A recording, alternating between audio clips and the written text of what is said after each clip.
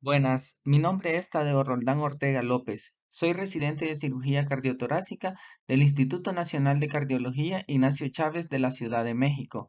El día de hoy vamos a hablar de interrupción del arco aórtico, que a pesar de ser una patología rara, representa un reto desde el abordaje diagnóstico hasta el tratamiento médico y quirúrgico.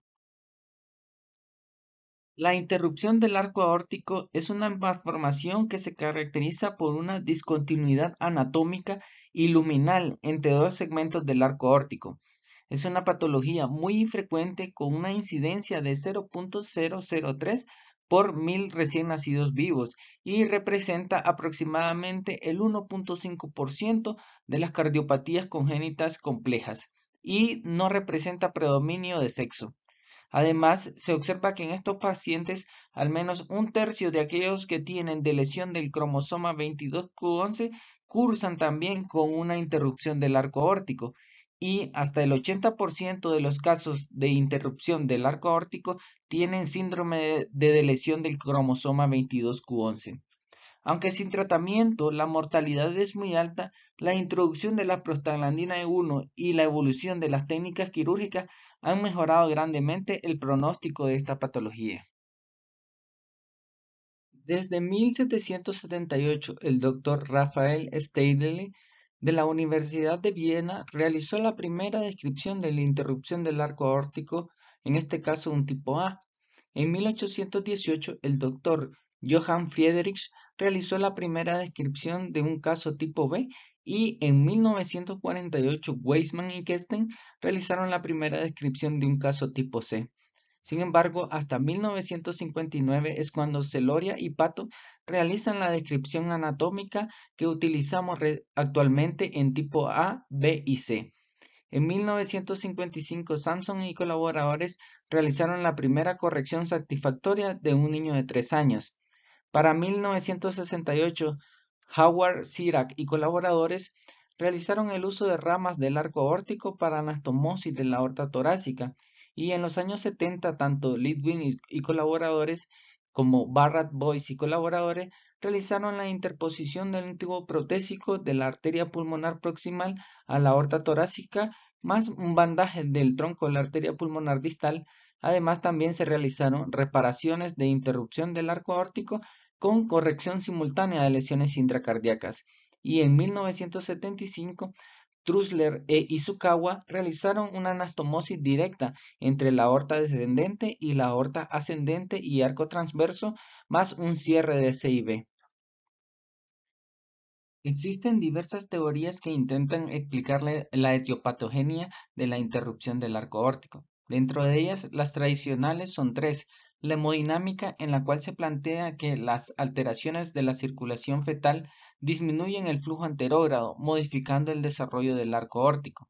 La planteada por el doctor Josef Skoda, nacido en Pilsen, actualmente República Checa, y cofundador de la Escuela de Medicina Moderna de Viena, en el cual plantea que el desarrollo anormal del tejido ductal es el causante de esta patología, y la embriogénica, en la cual las alteraciones de la migración de las células de los arcos aórticos y arterias segmentarias son las que causan los defectos del arco aórtico.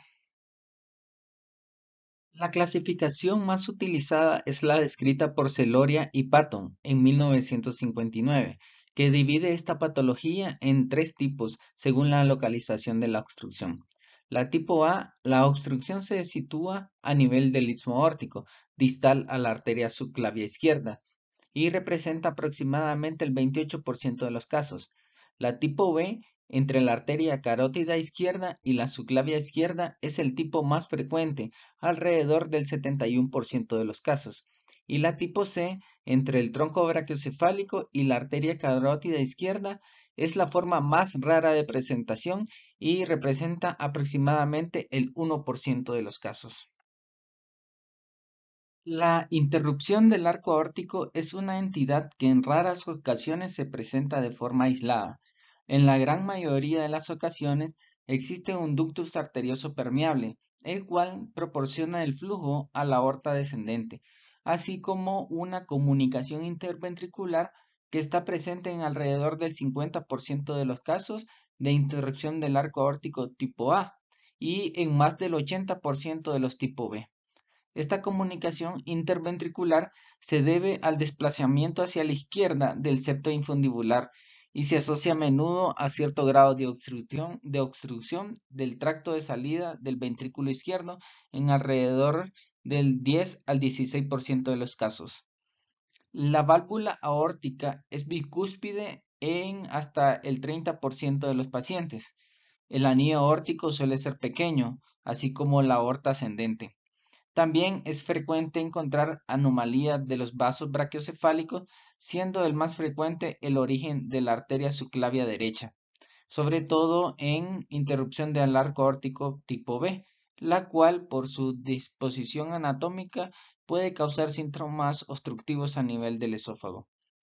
Otras malformaciones asociadas con menor frecuencia es la transposición de grandes arterias, el canal auriculoventricular, la ventana aortopulmonar, doble salida del ventrículo derecho y el drenaje venoso pulmonar anómalo. También, aproximadamente el 68% de los pacientes con interrupción del arco aórtico tipo A presentan síndrome de DiGeorge asociado, definido como la coexistencia de una interrupción del arco aórtico más una malformaciones craneofaciales, hipocalcemia y disminución en el recuento de los linfocitos T CD4. En esta malformación, la presencia de un ductus permeable resulta indispensable, ya que a través del mismo se proporciona flujo hacia el territorio de la aorta descendente, distal a la obstrucción. Por ello, en el neonato, una vez que disminuyen las resistencias pulmonares y el ductus se cierra, el recién nacido presenta signos de bajo gasto e hipertensión pulmonar secundaria a la obstrucción del flujo sistémico, al que se le asocian datos de shock, acidosis metabólica y falla cardíaca. Los pacientes con ductus permeable presentan una clínica más larvada, presentándose tras semanas o meses después del nacimiento, encontrando signos de insuficiencia cardíaca congestiva, retraso en el crecimiento y episodios de neumonías a repetición, así como también taquipnea, taquicardia, hepatomegalia y mala alimentación, la cual, si no es identificada y corregida, pueden llevar al paciente a una insuficiencia circulatoria con irritabilidad y letargo, oliguria, acidosis metabólica y difusión orgánica múltiple con coagulopatía. Las manifestaciones clínicas actualmente, la mayoría de los recién nacidos con esta patología han sido diagnosticados durante el embarazo, por lo que la infusión de prostaglandina C1 está indicada inmediatamente después del nacimiento para evitar el cierre del ductus. Los recién nacidos que no han sido diagnosticados durante la vida fetal presentan en su mayoría signos de insuficiencia cardíaca, cianosis y dificultad respiratoria durante la primera semana de vida. La diferencia de pulsos entre las extremidades dependerá del tipo de interrupción. Y cuando se cierra el ductus arterioso, se produce un aumento del flujo al territorio pulmonar y disminución hacia la aorta descendente que da lugar a todos los signos derivados de bajo gasto subsecuente. Dentro de los métodos diagnósticos de la interrupción del arco aórtico, la radiografía de tórax, aún siendo anormal, observándose cardiomegalia, el aumento de la vascularización pulmonar y los signos de hiperflujo, no son específicos de esta patología. El electrocardiograma puede ser normal o presentar signos de hipertrofia de ambos ventrículos, del ventrículo derecho o crecimiento biauricular. El ecocardiograma es la prueba de elección para realizar el diagnóstico tanto de la interrupción del arco aórtico como de los posibles defectos cardíacos asociados. Es importante que se defina la longitud del territorio obstruido, las dimensiones del tracto de salida del ventrículo izquierdo, los diámetros del anillo aórtico y de la aorta ascendente. También puede observarse mediante ecocardiografía la presencia o ausencia de timo, hecho que nos haría pensar en la asociación con microdeleción del cromosoma 22q11 y el síndrome de DiGeorge asociado. La realización de cateterismo cardíaco y angiografía rara vez es necesaria y además no está exenta de riesgo en neonatos en situación grave. La resonancia magnética también puede proporcionar una imagen detallada del tipo y las características de esta patología. Los datos importantes que podemos encontrar en el ecocardiograma tenemos el sitio de la interrupción y longitud de la discontinuidad del arco aórtico, las dimensiones más estrechas del tracto de salida del ventrículo izquierdo, el diámetro del anillo aórtico y el diámetro de la aorta ascendente, así como también detalle de los defectos septales y evaluación de la válvula mitral. Aunque el tratamiento de esta patología es quirúrgico, es fundamental que el recién nacido llegue en las mejores condiciones posibles a la cirugía. La infusión de prostaglandina E1 a una dosis inicial de 0,05 a 1 microgramo por kilo minuto debe comenzar inmediatamente para mantener el ductus arterioso permeable. Asimismo, deben adoptarse las medidas necesarias para corregir la acidosis, el equilibrio ácido-base, mantener la perfusión renal o la utilización de diuréticos y aumentar el gasto cardíaco en el cual podemos utilizar drogas vasoactivas y si es necesario mantener la ventilación mecánica en el paciente. El objetivo del tratamiento quirúrgico pasa por restaurar la continuidad del arco aórtico. La interrupción del arco aórtico es incompatible con la vida sin permeabilidad del conducto arterioso. Aunque hace unos años la media de edad en el momento de la reparación oscilaba entre los 40 y 45 días de vida, actualmente se considera que debe realizarse durante la primera semana de vida. Las técnicas utilizadas para la reparación de la interrupción del arco aórtico pasan por la realización de una anastomosis directa entre la aorta ascendente y la descendente y la interposición de algún tipo de parche o de un conducto. La presencia de anomalías cardíacas asociadas va a ser fundamental en el planteamiento quirúrgico y el abordaje utilizado. La reparación en una sola etapa es la preferida por muchos autores, ya que proporciona algunas ventajas obvias como el menor número de reoperaciones. Sin embargo, cuando el neonato pesa menos de 1.500 gramos, se recomienda la corrección en dos etapas, así como en presencia de infección severa, hemorragia intracraneal, morfología muy desfavorable o situación crítica del neonato. En estos casos, el abordaje se realiza a través de una toracotomía lateral mediante la técnica de la anastomosis término-terminal radicalmente extendida. Las diferencias en la mortalidad según el tipo de cirugía están relacionadas fundamentalmente con el tipo de lesiones asociadas. Actualmente, la mayoría de los autores utilizan el abordaje por esternotomía media y con circulación extracorpórea para la corrección en un solo tiempo de la interrupción del arco aórtico y las lesiones cardíacas asociadas.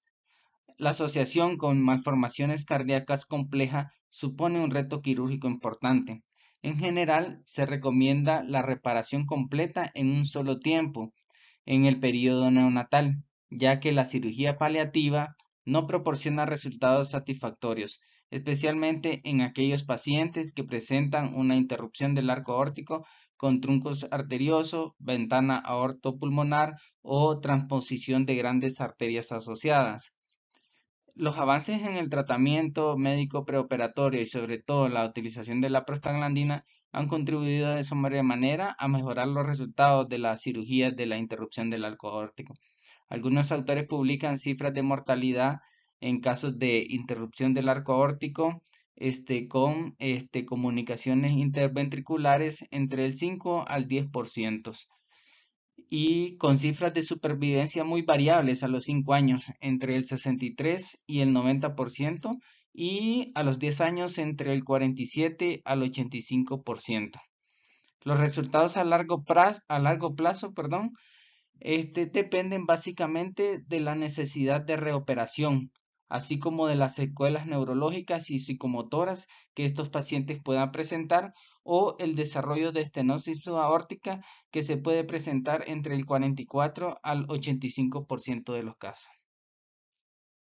La descripción de la técnica quirúrgica para la corrección de la interrupción del arco aórtico no son objetivos de la clase, ya que se volvería un tema muy extenso para este video. Sin embargo, observaremos algunos aspectos generales de las técnicas quirúrgicas.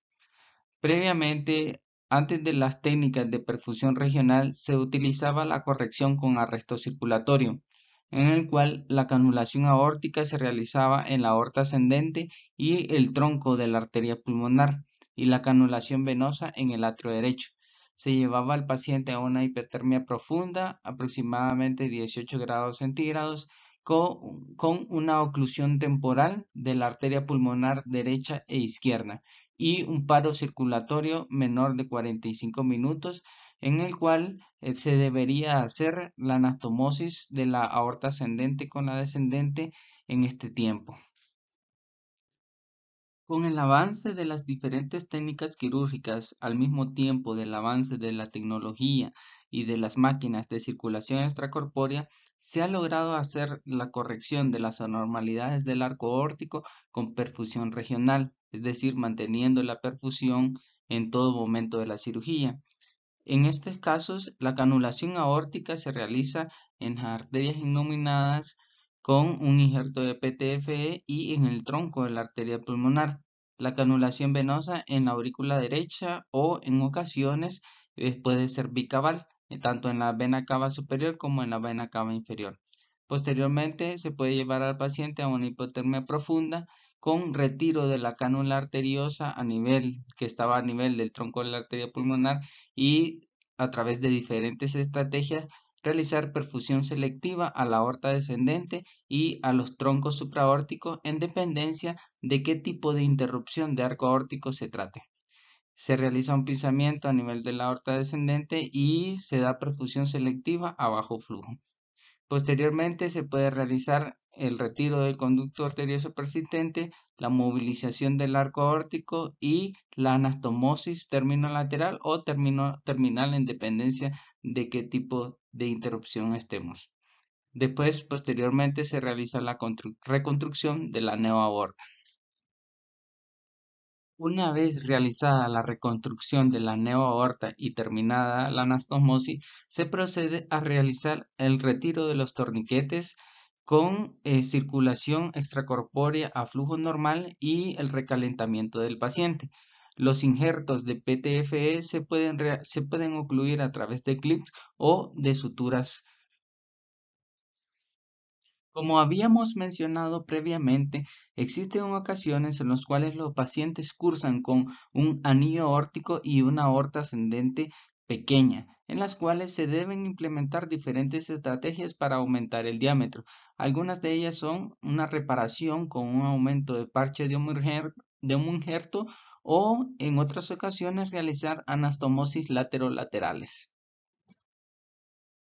La anastomosis término-terminal de la aorta ascendente y la descendente implica una movilización extensa de ambas estructuras, con resección del tejido ductal, posibilitando el crecimiento de la zona. Sin embargo, en algunos tipos de interrupción del arco aórtico, la distancia entre ambas zonas puede ser de hasta 3 centímetros, sobre todo en presencia de subclavia derecha aberrante, por lo que en ocasiones puede ser necesaria la reimplantación de una o las dos arterias subclavias para conseguir movilización adecuada. Para algunos autores, la anastomosis directa con utilización de parche constituye un método de reparación que proporciona menos tensión a la anastomosis y tiene una menor incidencia de recoartaciones. Espero que la información sea de utilidad. Gracias.